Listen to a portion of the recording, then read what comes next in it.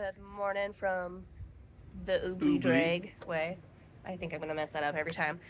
We are still currently waiting on UPS to show up. At the moment, we're getting a little nervous because it says there may be a delay in our shipping, but it still says that they plan on delivering it today.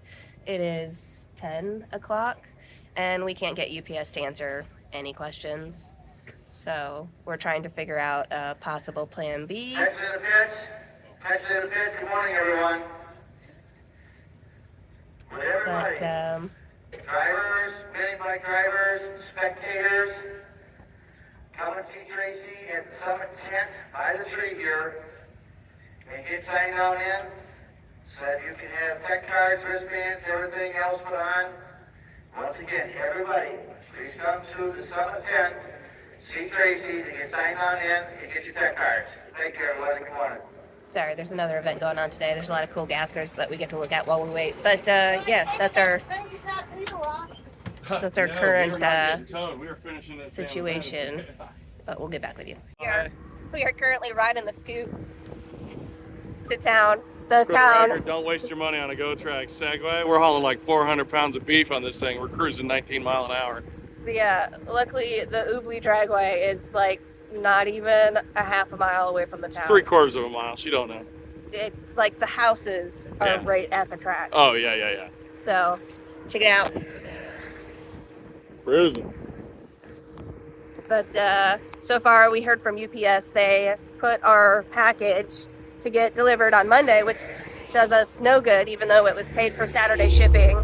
Says 1S right on the package. Yeah. There is a UPS driver that's he said he'd see what he could do, see if he can go find the package on the truck, but there's 3 trucks, so I'm not holding my breath. And Jason, one of our buddies that we met on 666, he's on this trip with his daughter. He's gonna go from over by Detroit all the way to Niles, Michigan, which is about 3.5 hours from him, pick it up, and then bring it to us, a new throttle body. So, oh, sorry, there's some bumps. It's about an 8.5 hour wait. So currently we're looking at leaving the track about 8-9 o'clock tonight. So But we don't start racing till 11 tomorrow, so we're not out. Not yet, but just giving you updates.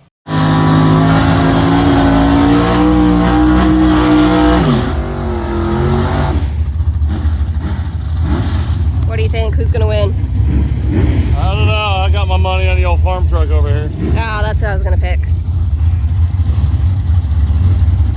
I don't know. That white car looks pretty ratty too.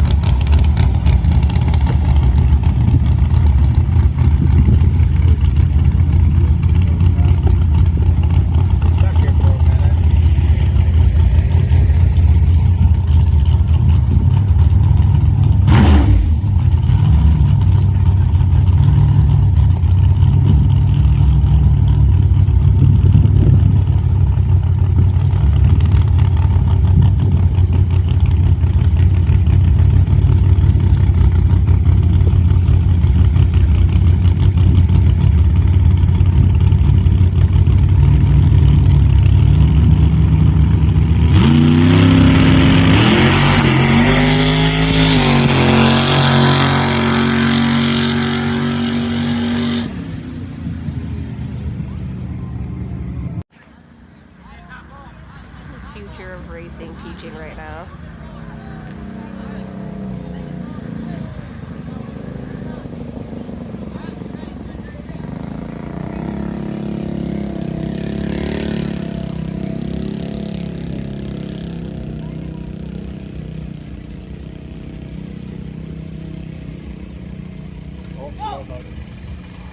Hell yeah. Get after it. Oh my gosh, that's so freaking cute. Look, get it. Man. He came in clutch today, drove 7 hours to pick us up a throttle body. So now she's putting in some fuel and we're hitting the road. Better late than never, I guess. Woodward Avenue at midnight.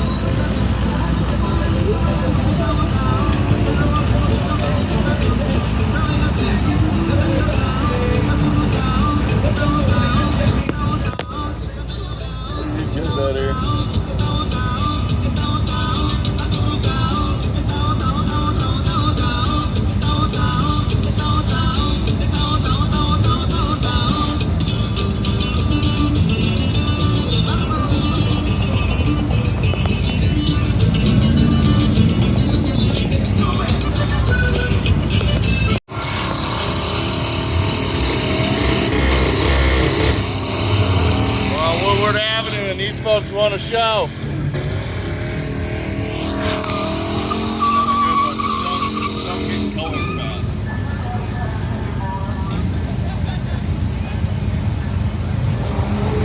We're gonna see what we can do.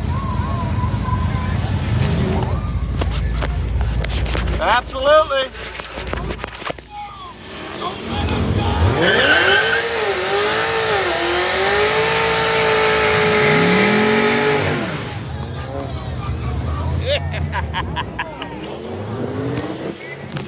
What's up, everybody?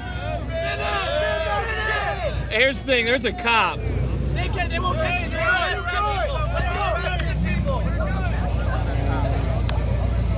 I don't know if I trust that.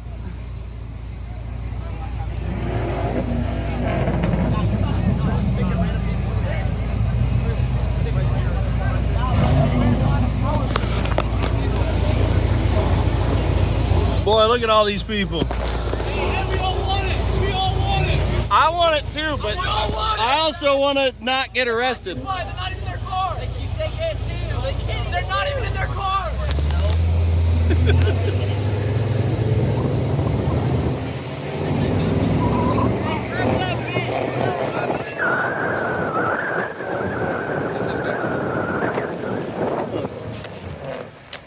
Watch out.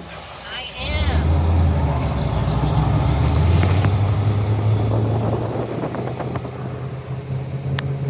All right, so we are on the side of the road. It is 1 o'clock in the morning. We're losing fuel pressure and can't seem to figure out why. People are hauling ass by us, which is super helpful. And so we're thinking one of the pumps died, maybe. Oh, we're looking for a ratchet. Sorry, it's very dark. And so we're just trying to make it so that the car makes it. You turn the key off, right?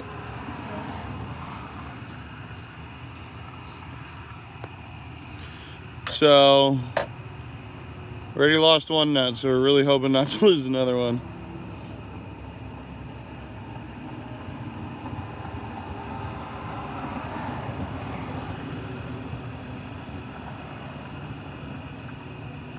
So this pump was making noise and was working. The other pump, when we'd activate it, would make noise, but it wouldn't pump any fuel. And so it's making me wonder if it didn't fall out of the hat. So I'm thinking what's happening is the pump's kicking on, it's pumping, but it's not making any fuel pressure because it's just pumping it back into the tank. Or the pump itself is bad, and then even though it's making noise, it's not working. But the only thing we can do is try to pull it out of here. And Holly didn't really want to do that on the side of the road, and I actually tend to agree with her there. So we're just trying to hook up the secondary pump to see if it'll make enough pressure to at least get us to the track, which is about 50 miles down the road yet.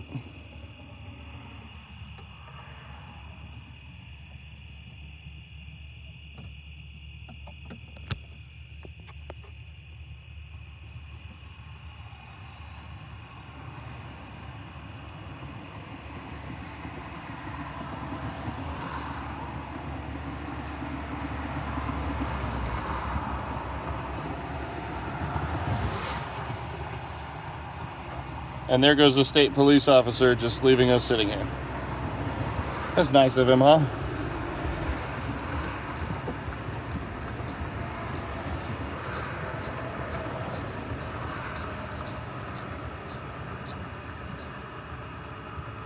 Okay. I guess we'll start the car and we'll see if it loses fuel pressure. I guess. We're gonna see what happens. Artemis is being difficult tonight, honey. I agree. Don't let our cheery demeanor fool you. We've been chewing each other's heads off for like an hour, so.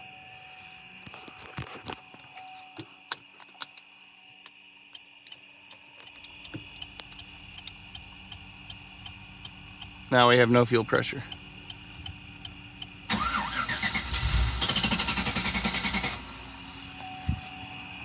So,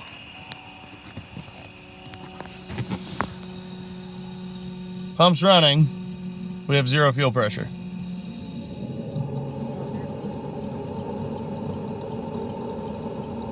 Why did it do that? They don't get air bubbles. Should have pressure now?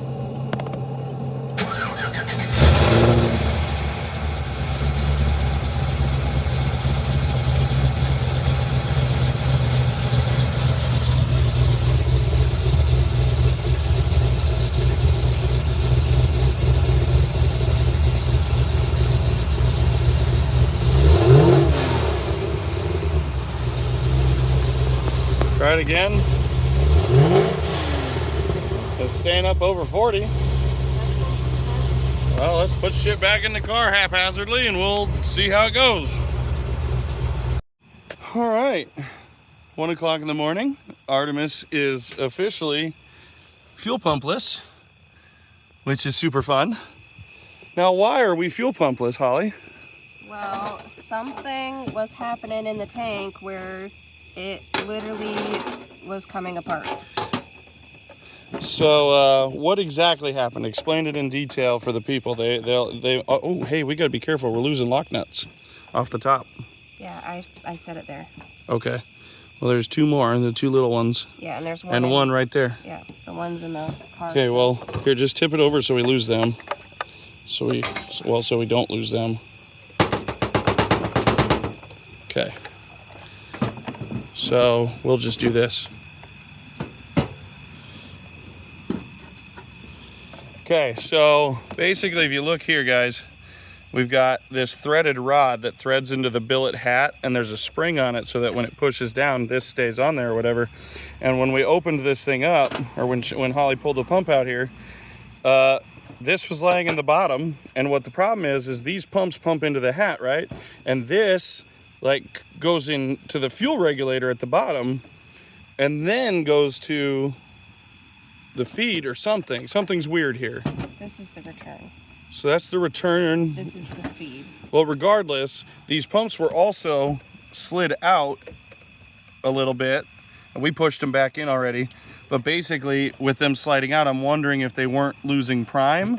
But on top of that, this, you know, vibrating apart is definitely a problem. So we're gonna go ahead and try to get this thing put back together. Unfortunately, I don't have a way to film this, so you're just gonna have to take my word for it. That's what we're doing. So we'll get back with it here. Well, it is 2:30 in the morning, and we're finally back on the road. We've yelled at each other a lot. I think divorce was threatened at least twice. Took the fuel pump completely out of the car twice. Realized after we got it all back in, I mean, it needed to be pulled out because it wasn't completely assembled inside, but I don't believe that that was our problem. Do you? No. So, I mean, we assembled it, made sure it couldn't come apart again, so that's a good thing. But ultimately, we think one of our pumps is failing. And we tried to just switch the wires around, and unfortunately, when we were switching wires around, we actually switched a positive and a ground, which sounds terrible, but honestly didn't really hurt anything because it just made the pump not run. So when we were taking the pump apart the second time, I realized we're idiots, and so we put it back together and just swapped the two positives so that the secondary pump that normally kicks on with the DSX kit would come on as the main pump as opposed to it being the secondary pump.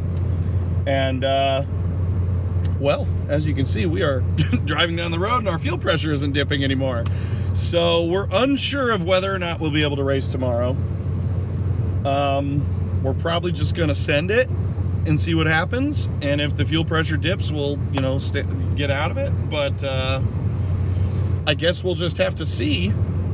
We're not gonna get to the track till probably 3:30 in the morning. Oh, the kicker.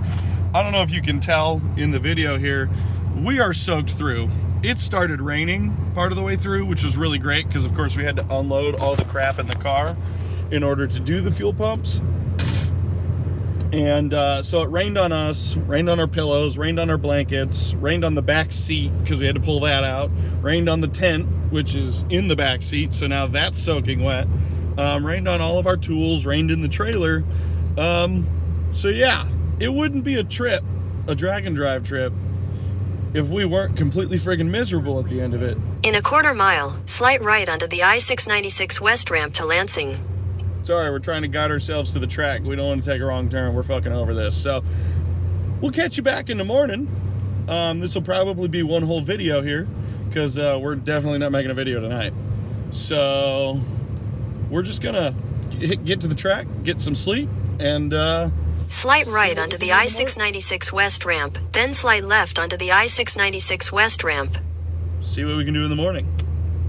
We'll catch you then. On the opposite side, 10:08 at 66 miles an hour. And that was Michael Williams in the 1986 Capri. Yeah, that's a Mercury. That's not a Ford Mustang. That's a Mercury Capri.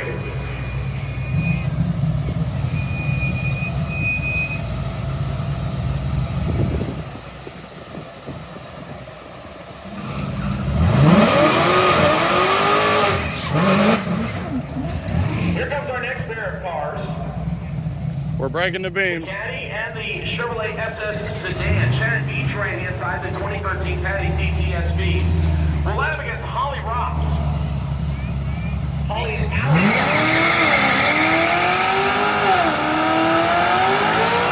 Holly's going to do an authoritative burnout because Alex wants her to. He encourages the violence.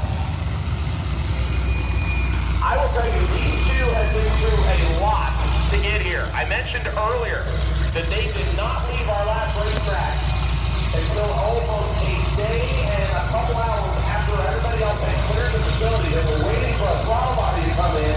UPS next day or Saturday became next day Monday. A fellow competitor drove 8 hours to get a throttle body.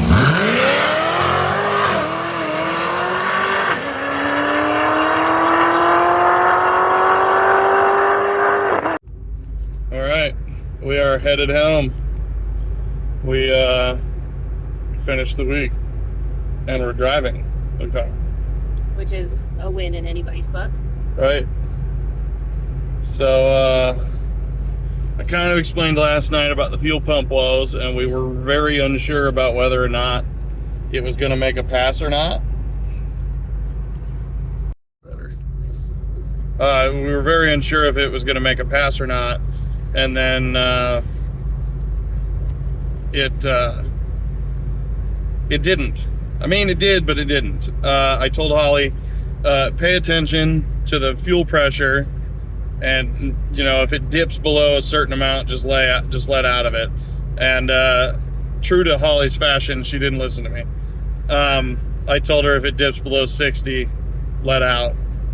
And she then gets back to the pits and tells me she saw it dip into the 40s, but she stayed in it. Listen, I completely forgot that he said that. It literally only got up to 60 once. It blipped 62 and then went back right back down to the 50-40 range. Like the second pump didn't kick The on way at this all. is set up is it's got a boost referenced fuel pressure regulator, which is base settings is 58 psi, and when it makes boost, it adds that pressure to it, and so fuel pressure should rise in a 1-to-1 ratio with boost pressure. So we should have been seeing, if it, you know, at 17 pounds of boost, we should have been seeing about 75 pounds of fuel pressure in order to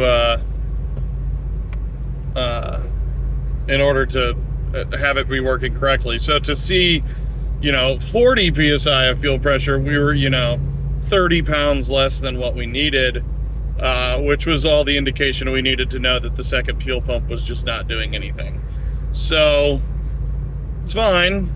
It made a pass. It went 658, which locked in her average, which I don't even know what it ended up being, but it had to have been somewhere in the 656 range, probably 655, 656. So we definitely improved on our average from last year at 666. And now Holly's got a fire under her butt to get the new camshaft put in. We're going to get her an NHRA license so she can go quicker, and we're going to do our best to try and find some front coilovers or something better for the front end. Yeah, because right now the front struts aren't doing anything. No, they're useless, and that really does heavily affect how quick we can get the 60 foot down. But pretty much all week, she's averaged like 1.4 60 foots. If her fuel pump would have gone the way, if her fuel pump would have worked today, it probably would have gone a 640 something.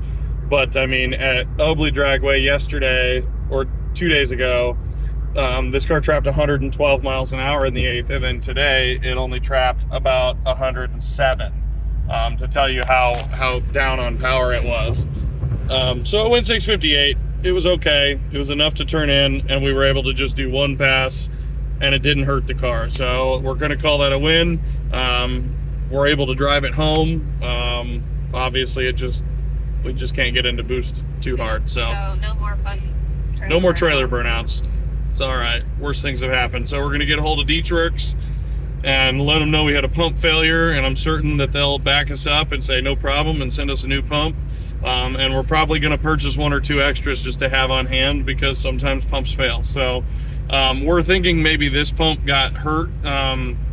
There was some funky wiring going on when we first put this fuel system in, and I'm not certain that pump wasn't hurting to begin with. We also had a bit of a fuel leak, so it's possible that pump was overworked for a little while. So we're hoping that it's just a one-time fluke, and we'll get a new one, and we should be good to go again. So we're headed home. We'll keep you posted on when we get there. We're about 620 miles from home now. It says we'll be home about 4 a.m. Can't wait to get a shower. We only had 2 showers, I think, through the whole week. No, we had more than that. I don't think so. We showered at the KOA, and then we showered at the campground. Wow, we're scurvy. Yeah, we're scurvy. It's all right. Name of the game. Nobody blames you on a drag and drive, so just is what it is. So we're gonna go home, get showered up, go to bed, and sleep in a real bed for the first time in 10 days. But when we left our house, we had 64,300. Yep. And right now we're at 66,395. So we've gone 2,000 miles. We're gonna have probably 2,600 miles on the trip before the week is over. Yep. That's pretty wild. That means we traveled a lot of extra mileage because I think the whole trip was like 1,100 miles, 1,200 miles. Yeah. So we did a lot of extra driving, probably an extra 300-400 miles. So we really experienced Michigan while we were here, and we had a great time doing it. Honestly, I can't wait to come back. Even if it's not for drag racing, we're going to come back and experience this. We're going to bring our daughter, and Yeah, like just the people and all of the things to see. We didn't have enough time to do everything we wanted, but it was a good time. So we'll definitely be back. And I'm hoping Tom does another Sick Michigan Miles, because it's such a cool event. I'm hoping this one's not a one and done. Like Route 66, I can deal with that one being a one and done, but this one, I'm hoping there's another one. yeah, I agree. So we'll keep you posted on when we get home, and can't wait to see you at the next one.